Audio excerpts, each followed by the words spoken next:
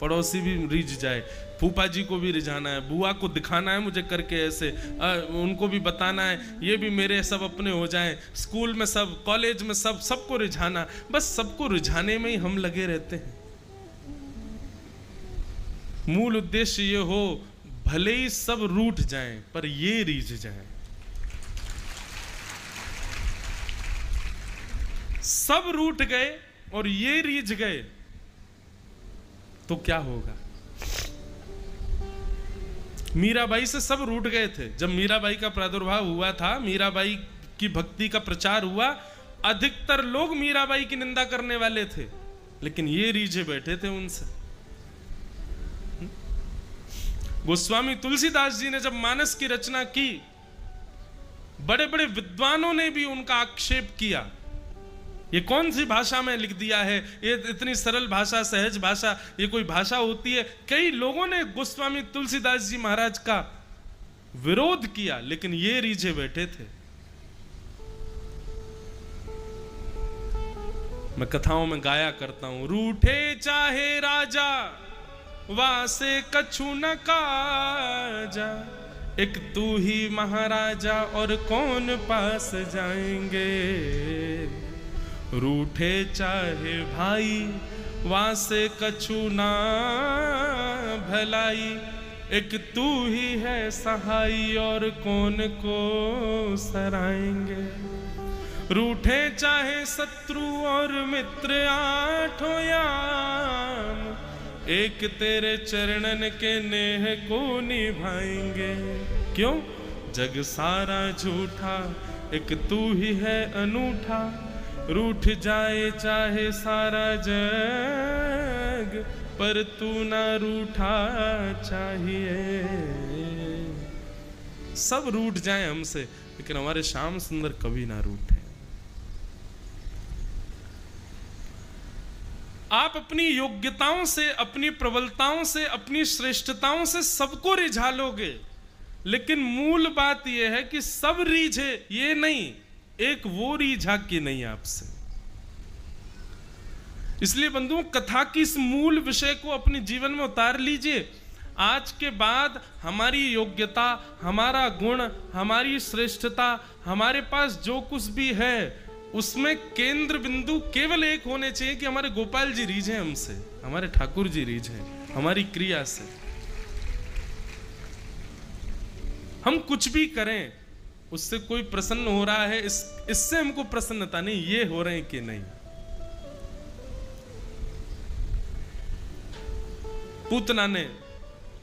पूतना योग्य नहीं बन पाई, ठाकुर जी के नेत्रों के अधिकारिणी नहीं बन पाई। मैं कथाओं में कहा करता हूं, 1 लाख लोग बिहारी जी का दर्शन कर रहे हैं, ये बड़ी बात नहीं है। 5 लाख लोगों की भीड़ होली पे बिहारी जी में होगी, ये बड़ी बात नहीं है। 5 लाख लोगों में बिहारी जी की दृष्टि किस पर पड़ रही है, ये बड़ी बात है। कथा में भीड़ कितनी है ये बड़ी बात नहीं है, सुनने वाले कितने हैं ये बड़ी बात है। भीड़ तो सब जगह हो जाती है। पूतना ने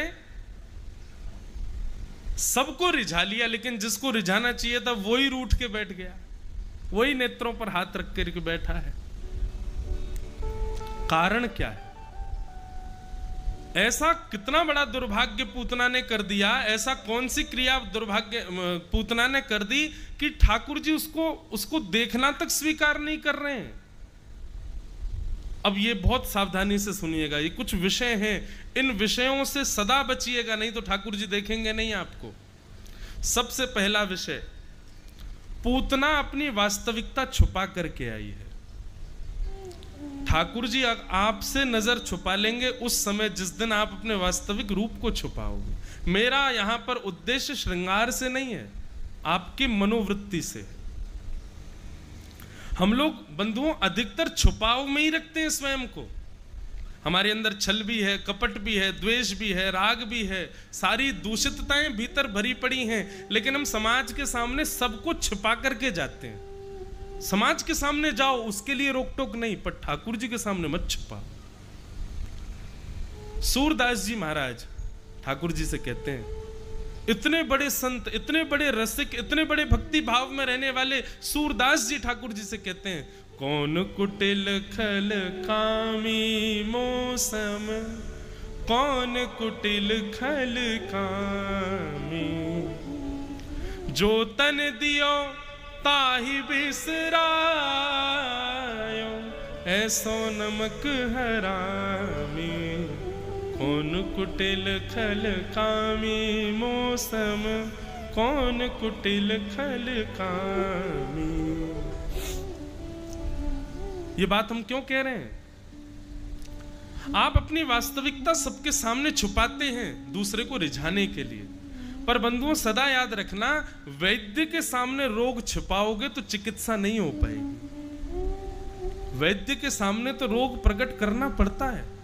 आप सबसे छुपाओ, लेकिन जब भी ठाकुर जी के सामने जाओ, एकांत में खड़े होकर के अपने सब भाव बताओ। ठाकुर जी, मेरे अंदर बहुत मोह है, मुझे बहुत क्रोध आता है, मैं वो सामने पड़ोसी उसको मुझे वो देखना ही नहीं सुहाता, उसकी उपलब्धि से मुझको दिक्कत होती है।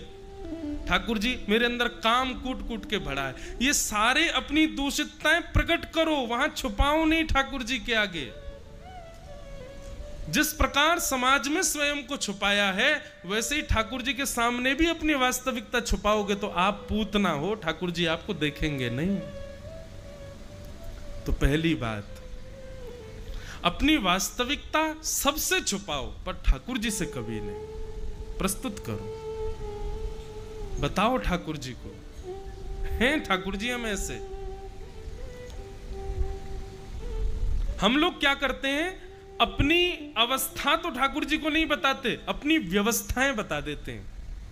ठाकुर जी ये काम नहीं बन रहे, ये काम नहीं हो रहे, यो नहीं हो रहा, ये पेपर पास आउट नहीं हो रहा, यहाँ जॉब नहीं लग रही, ये हमारा डील नहीं हो रही, ये व्यापार नहीं चल रहा। व्यवस्थाएं बता दी। ठाकुर जी कह रहे हैं खुद को तो बता, तू कैसा है, अपनी अवस्था तो बता ही नहीं, वो तुम छुपाते।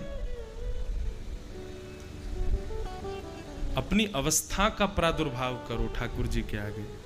तो पहली बात, पूतना ने अपनी वास्तविकता को छुपाया, इसलिए ठाकुर जी ने उससे नजर छुपा ली, नजर बंद कर ली। दूसरा कारण, ठाकुर जी अपनी दृष्टि बंद करेंगे, उसमें दूसरा कारण क्या होगा? पूतना ने क्या किया?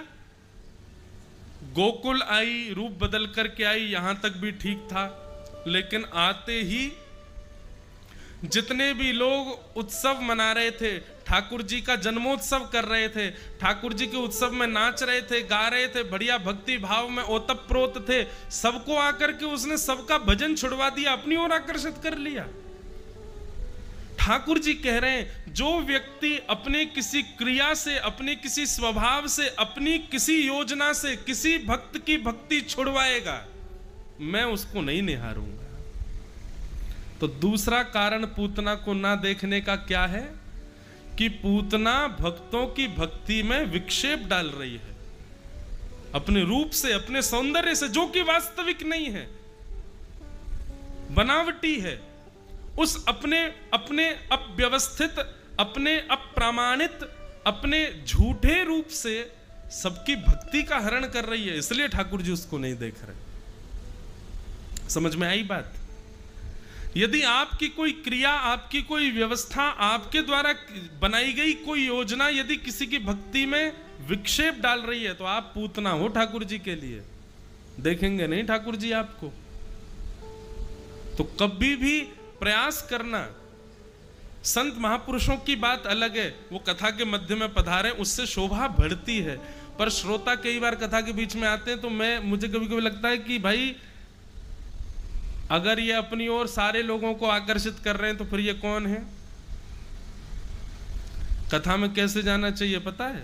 अगर बीच कथा में आप या तो पहले आ जाओ या फिर विश्राम में आओ। बीच कथा में आए हो तो बिल्कुल ऐसे अचक करके, नीचे झुक करके, किसी को पता ना चले, किसी की कथा में विक्षेप ना आए, किसी को मेरी वजह से कथा के बीच का ये तार टूटे ना, इस प्रकार कहीं कोने में जाकर के बैठ जाना चाहिए।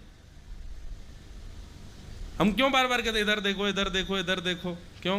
ये जो आपका तारतम्य जुड़ा हुआ है ठाकुर जी से, ये यदि विक्षिप्त हुआ बीच में, तो जिसकी वजह से होगा वो पूतना है, ठाकुर जी उसको देखेंगे नहीं फिर। अब बेचारे जो बीच में आए वो लोग बुरा नहीं मान जाना, महाराज जी हमसे कह रहे नहीं, पर हाँ आज के लिए छूट है, कल से कोई आवे उसको मई से कह देना नीचे झुक के जा। ये तो देखो एक विनोद की बात है, पर मेरा कहने का अभिप्राय क्या है? कोई भजन साधन में लगा है, कोई भक्ति मार्ग में लगा है, कोई भक्ति के पथ पर चल रहा है, आपकी कोई क्रिया उसके प्रति विक्षेप प्रकट ना करे, नहीं तो ठाकुर जी को बहुत कष्ट होता है। कोई किसी की भक्ति में अड़ंगा डाले, ठाकुर जी फिर उसको निहारते नहीं है। तो दो कारण हो गए। पहला कारण तो पूतना अपने वास्तविक रूप को छुपा करके गई। दूसरा कारण, पूतना ने आकर के सबको अपनी ओर आकृष्ट कर लिया। इसमें कारण ये नहीं है कि वो विष देने आई है आदि, नहीं, ये तो कोई कारण है ही नहीं। ठाकुर जी को इससे दिक्कत नहीं है कि वो उनको विष देने आई है। ठाकुर जी का मुख्य कारण तो यही, तो ये दो चीजों का सदैव ध्यान रखना। अगर इन दो चीजों का ध्यान नहीं रखा तो निश्चित है हम ही पूतना है और ठाकुर जी हमसे ही दृष्टि छुपा लेंगे। पूतना की गोद में ठाकुर जी लेट गए, आंखें बंद कर ली। यशोदा मैया किसी कार्य से बाहर चली गई। पूतना ने समय जान करके तुरंत अपना पयोधर भगवान के मुख में दे दिया। ठाकुर जी ने पहले तो उसके विष को पिया, फिर उसके रसतत्वों को पिया, उसके दुग्ध को पिया, उसके पुण्यों को पिया, उसके पापों को पिया, और पीते पीते पीते पीते ठाकुर जी गाढ़म कराभ्याम भगवान प्रपीड्यतत् प्राणै समम रोष समन वितो पिबत। जैसे ही ठाकुर जी ने पूतना के प्राण पीने प्रारंभ किए, पूतना को तो घबराहट होने लगी। बोले 5-10 मिनट में इसकी मृत्यु हो जानी चाहिए, अभी तक मरा नहीं, इतनी देर हो गई। अब तो जैसे ही पूतना के प्राण पीने लगे ठाकुर जी, वो अपने विकराल रूप में आने लगी, राक्षसी रूप धारण करने लगी। उसके केश निकल करके आ गए, बड़े बड़े नाखून, ये विशाल मुख, 2-2 दांत निकल के, जैसे भी राक्षसी का रूप हो, पूर्ण रूपेण राक्षसी रूप में जैसे प्रकट हुई। सा मुंच मुंचाल मित प्रभाषणी, ठाकुर जी को पकड़ करके जोर से खींचे कि ये मुझसे दूर हो, लेकिन ठाकुर जी दूर नहीं हो रहे हैं। अरे बालक छोड़, अरे बालक छोड़, चिल्लाने लगी। हमारे पिताजी महाराज कथा में कहते हैं, नन्हे से 6 दिन के ठाकुर जी ने अब अपने आंखों से हाथ हटाया। अब पूतना को देखा, हाँ अब अपने वास्तविक रूप में आई है। और नन्हे से गोपाल जी बोल गए, मौसी जी हम पे तो पकड़ वही आवे, छोड़ वो ना आवे। और जाकू एक बार पकड़ लेना फिर ठिकाने लगा के छोड़े, चाहे वो भक्त हो चाहे वो राक्षस हो, आपकी बारी है। और विशाल विकराल पूतना राक्षसी के ठाकुर जी ने प्राण लेकर के हरण करके उसका वध कर दिया। बोलो पूतना मर्दन भगवान की जय। 6 दिन के ठाकुर जी ने पूतना का वध कर दिया। पूतना इसका मतलब क्या होता है? पूत कहते हैं पवित्र को, ना माने जो नहीं है। भक्ति के पथ पर जब आप चलेंगे, सबसे पहले सामना आपको पूतना का करना पड़ेगा। अपवित्र दृश्य, अपवित्र शब्द, अपवित्रता का, जो आपके चित्त को अपवित्र करे, ऐसी अपवित्रताओं को पूतना कहते हैं। पूतना का मतलब ये नहीं है कि अपवित्र स्थान, बिना नहाए धोए वस्त्र पुराने, ये पूतना नहीं है। पूतना वो जो आपकी दृष्टि और आपके कानों से भीतर जाकर के आपके चित्त को मलिन करे, वो पूतना है। भक्ति के पथ में सबसे पहली बाधा पूतना आएगी। आप डगमगाना नहीं, आप उससे विचलित होना नहीं, ठाकुर जी उसका वध कर देंगे। आप बस चलते रहना। कोई कितना भी दूषित आपके सामने बोले, कितने भी दूषित दृश्य आपको दिखाए, आपके चित्त पर उसका प्रभाव नहीं होना चाहिए। बंधुओं, कमल भी कीचड़ में ही खिलता है। कभी कभी अव्यवस्थित स्थिति में ही भक्त का प्रादुर्भाव होता है। नाव जिस दिशा में नदी चल रही है, उस दिशा में नाव चलाना नाविक नहीं माना जाता। विपरीत दिशा में नाव चला करके दिखाए, उसको माना जाता है हाँ ये नाविक है। कई लोग हमसे आके शिकायत करते हैं, महाराज जी हमारे परिवार में कोई भक्ति नहीं करता, हमारे माता पिता भक्ति नहीं करते, हमारी पत्नी भक्ति नहीं करती, पति नहीं करते, बच्चे नहीं। प्रहलाद जी ने कभी शिकायत नहीं की अपने पिताजी की। विपरीत अवस्था में ही प्रहलाद का प्रादुर्भाव हुआ। अरे सब भक्त हैं तो निश्चित है आप भी भक्ति कर लोगे, कोई बड़ी बात नहीं है। भक्ति तब करके दिखाओ जब घर में कोई ना कर रहा हो, तब आप करके दिखाओ।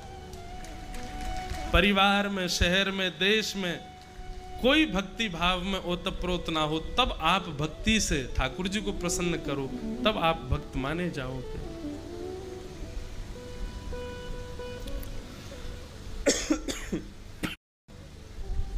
पूतना का ठाकुर जी ने वध किया।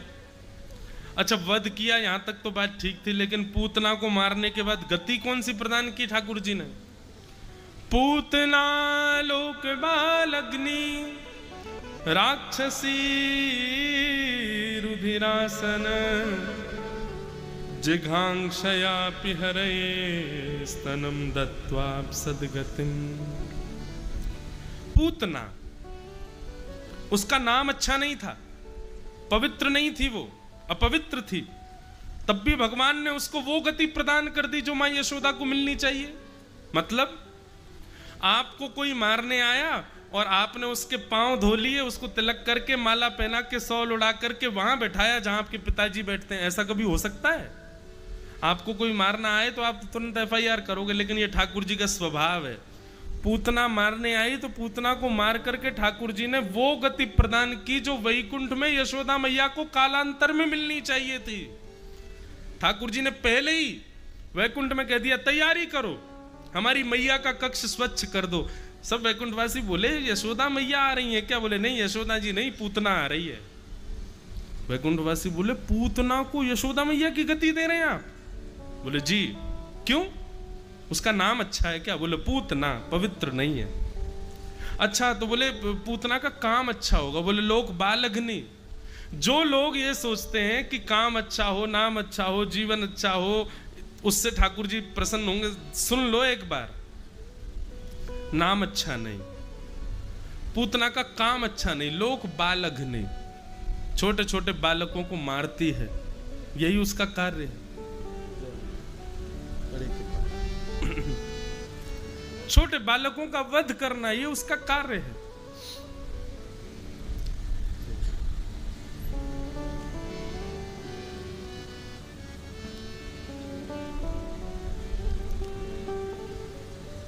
तो नाम अच्छा नहीं, काम अच्छा नहीं। किसी ने कहा जाति अच्छी होगी, पूतना ब्राह्मण उच्च कुल में जन्मी होगी। बोले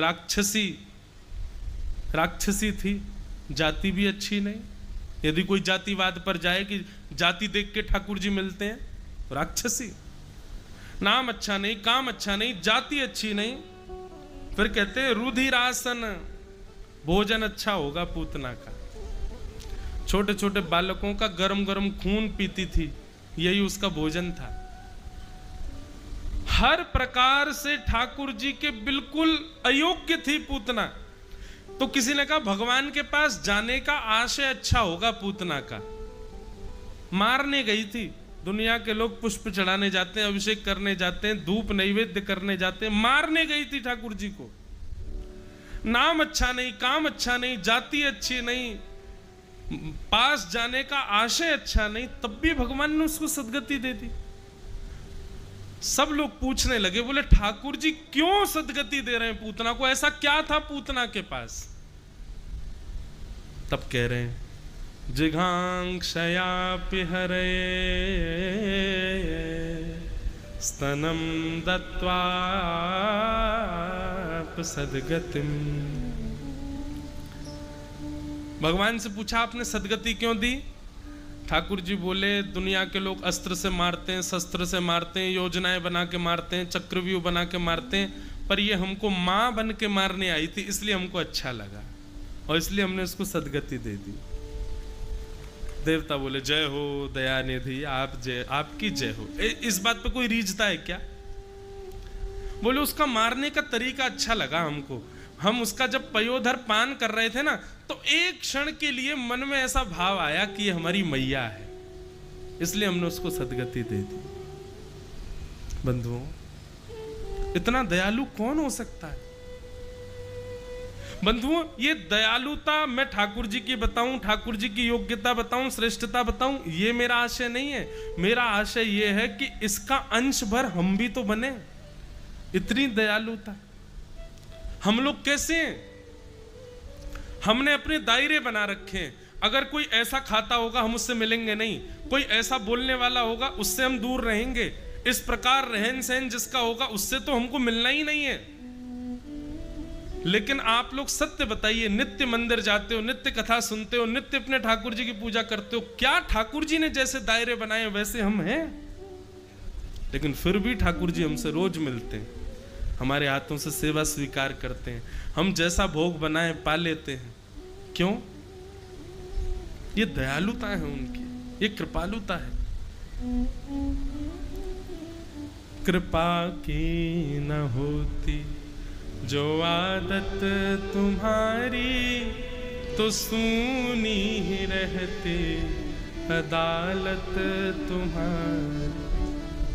जो दीनों के दिल में जगह तुम न पाते, तो किस दिल में होती हिफाजत तुम्हारी। कृपा की न होती जो आदत तुम्हारी, तो सूनी ही रहती अदालत तुम्हारी।